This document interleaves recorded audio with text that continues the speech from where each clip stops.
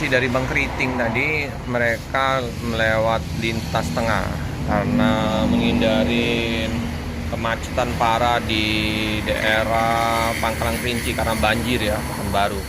Jadi lewat lintas tengah ini masuk ke Palembang, nanti muter lagi ke arah Indralaya terus menuju ke Cikampek.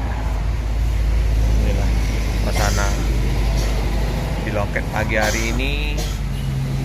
Ini Pak Ketua Malam Bang Arahap. Biasanya ada Bang Riki. Bang Riki kita beli nasi ya. Bang Riki biasanya beli sarapan tuh Bang Keriting dan tim.